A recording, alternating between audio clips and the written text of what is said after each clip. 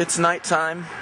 I'm walking to a mailbox, which is a couple blocks away from my house, to return some Netflix videos, CDs, DVDs, that I had received in the mail today. I've watched them both.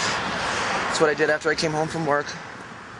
And now I'm going back to the mailbox to drop them off, because I'm done with them. This is going to be sort of an impromptu vlog, an actual video blog, rather than me going off on a rant, tirade, or just wandering about and throwing concepts or ideas or thoughts at you. I mean, I guess they still will be thoughts, considering it's me, but I'm actually going to talk about myself in the context of just recording my current life. And my current life puts me in a state of sort of a mediocre melancholy. I'm not very happy, and though happiness is a fleeting concept, and I don't believe in it, I'm not content, I'm not joyous, I'm just not in a positive emotional area. I've got some things in my personal life right now that have taken up a lot of my time as far as thinking goes. And that's probably why my vocabulary has suffered so badly. The other night, I was having a conversation with Endless Joe, and I couldn't for the life of me remember the word syllable. Syllable. A simple word, really. But for some odd reason, when I went to say the word syllable, or rather type the word syllable, I drew a blank and could not summon the word. I knew the definition, couldn't think of the word. And it's been like that for about a week now, where certain times in my need to express or communicate, I draw blanks on words that I really, really shouldn't. And of those several times, I've gone to my roommate and have asked her, "This is what the word means, can you please tell me the word?" To which she has, because she, like myself, has a rather sizable vocabulary. So when I went to her and I said, "Please, tell me the word that means the sections of a word," and then I basically, said, when you're trying to define, and I clapped out like, definition. She said to me, "You mean syllable?" And I said, "Yes." And she said, "What have you been smoking?" Because she knows that syllable is a simple word, and she also knows that I have the capacity to know the word syllable. And I told her, I said, "I don't know, I'm just off." And she said, "Yeah," because she, like I said, I've asked her these words several times in the recent past. I'm preoccupied with these things that are in my personal life. And the only reason I don't try to explain them to you guys is because it's a complicated story that involves my relationship. The complicated part being trying to actually explain the relationship and how this circumstance falls into that. And I could give you the general Cliff Notes version, and you guys wouldn't have the story. You would be able to come to a conclusion and say, "Oh, cool, of course you should be upset, blah, blah, blah, blah, blah." But it's not that simple. Rarely anything of this type in my life ever is, and this particular relationship is far more complicated and confusing than pretty much any other one I've ever had, because of the origin of the relationship and the lines the relationship were drawn in.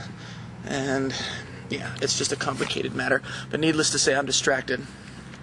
Thus I am up late at night making a video blog and come to this here mailbox, which you guys can see. There's a mailbox of me putting mail in the mailbox. Yeah, it's gone. Okay, now I'm gonna walk a different way to back to my house. I have no idea what to say when it comes to talking about myself that isn't in a reference to something I'm thinking about, or an opinion I have, or a concept I've been contemplating, or anything like that. But I needed to do this. I needed to come out, and I needed to go for a walk when I should be sleeping. Because the way that my mind works, if I get something inside of my head, let's say you and I are personal, physical, in real life friends. We have a conversation one day, we get into a fight. Disagreement turns into an argument. In that argument, some things are said back and forth. We walk away from each other. Later on that week, after the fight has been resolved, in the sense that, it's over, the fight is over, you have a huge business deal that falls in your lap, and it takes up all your time. That's all you do for that week is just work. You haven't called me. You haven't contacted me. That's simply because you've been busy. The way that my mind works, there's a reason why you haven't called me. That's obvious. You haven't called me. But what is the reason? And my brain starts steamrolling into all the things that could possibly be the reason. And then it finds the most logical explanations. And sadly, for somebody who, like me, who logic plays a huge role in their life, logic is not always the best choice of decision-making process, because logic does not take circumstances into reason. Logic says, if A, then B. That's what logic says. So logically, we had a fight. So therefore, because we had a fight, you're still angry with me because the fight wasn't resolved appropriately. What is my reaction? If I were a different person, my reaction would probably be to try and find a way to resolve this in a kind and happy manner. But instead, I believe in solving conflict with direct and quite often blunt trauma. I go directly into conflict, especially when it comes to arguments and disagreements and the like. I don't like lingering issues, so I attack them. So my response is, okay, well, you're angry at me because we had this fight, and here were all the points that I made in the fight, and here are the points that you made in the fight, and I can't believe that, even with this exchange, you're still feeling this way. Why are you being petty? Well, if you're going to be petty, I'm not going to deal with it because of the simple fact that I don't have to deal with that kind of thing. Why don't you be, why aren't you a more mature adult and be able to come and talk to me about this instead of being passive-aggressive and not calling me on the phone? Well, fine. If that's the kind of friendship that you and I have, where all that matters to you is the fact that I didn't admit that you were right, so therefore you're going to stop talking to me, then to hell with you. I don't need your friendship. And you can see what my brain does. Steamrolls me into some pretty bad situations. And I'm an extremist. I'm an extremist in thought, and I'm an extremist in personal action. I take my friendships very, very seriously. And I take betrayal very, very seriously. The problem is, the way my mind works is that if there is reasonable doubt of betrayal, if there's reason to believe that there was betrayal, and I have a process that can lead me to it, that isn't like aliens landed on my roof and they ate my, it's not like complete fucking paranoia. I'm talking about this is stuff based on conversations that we've had and blah, blah, blah, blah. I can solidify my stance and have total justification.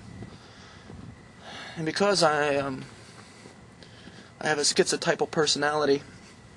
For those of you that don't understand what that term means and don't feel like looking it up, let me explain it. My personality is fractured. My emotional side, my logical side, and my sexual primal side are all separated. In order for me to be emotional, I have to be in an emotional mindset. In order for me to be sexual or, intimate, I have to be in that mindset. I can't be in my primary mindset, which is my logical mindset. It doesn't work if I'm trying to be emotional, because I'm logical. And I can't be, intimate and physical if I'm logical. It just doesn't work. That's just the way I am. one of the nifty things about me. When I say I'm damaged goods, believe me, I'm not kidding. So that's, in a nutshell, where my head is, where I am. I'm dealing with this thought. Shiva's supposed to come back on Thursday. She went up to Oregon to take care of some stuff. She got some friends and had some dark trance events that she attends there. And she's been gone for almost 2 weeks now. And I've talked to her twice. Both times, I felt she blew me off.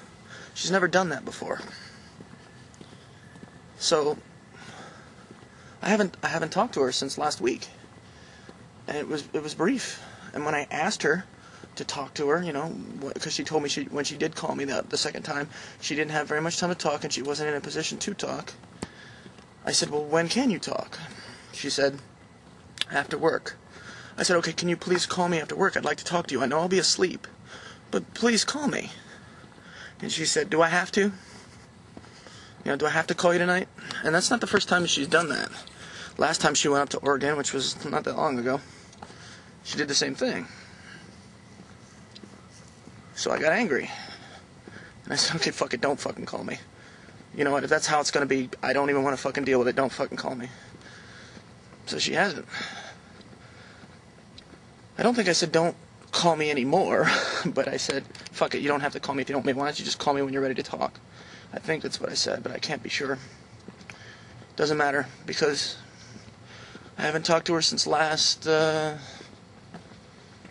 Wednesday, so it'll be a week as of yesterday. And the only reason why I was kind of in a fucked up mood was because the event was over already. It would have been over on Monday night, and it was Wednesday when she called me. So I was calling her on Tuesday, and I was calling her on Wednesday. I was freaking out. I'm like, oh my God, you know, she's in Oregon. She might be dead. When she finally called me on Wednesday night at like fucking 10 o'clock, or whenever it was that she called me, I was like, you know, I was a little freaked out. You okay? Is everything alright? She just blew that off. Yeah, I'm fine. I'm like, okay, well, what's going on? How you doing? And it was just general small talk on it. She really didn't have much to say. And she's like, well, you know, but I can't talk right now. I'm kind of at work because she's dancing at a club up there. She does bikini dancing. It's kind of like it's a go-go dancer, basically. It's not nude dancing, though. She would do it if she wanted to. But she's a go-go dancer, and she's working there, and she's like, I can't talk, I'm a thing. And that's when I said, when can I talk to you? And she said, or when will you be able to talk? And she said, after work, and the conversation progressed. Okay, this was a good 15 minutes of me telling you where my head is, so I don't think that this is going to be something you guys are really going to want to watch. It's not entertaining. All it is really just talking about where my head is, and I'm not looking for sympathy, and I'm not looking for people to give me a shoulder to fucking cry on, okay? I appreciate the offer. I know that you guys care, but I'm just talking because I need to. And I'm not a very people person. I don't really open up to people very often because I've been a loner for so long. You know, when it comes to talking about how I feel, I don't do it very well. Anyway, so hopefully the next video I do post, you guys will have something entertaining to watch rather than me being a little whiny, I don't know, just whiny, I guess. Alright, the tape's about to run out. That's it.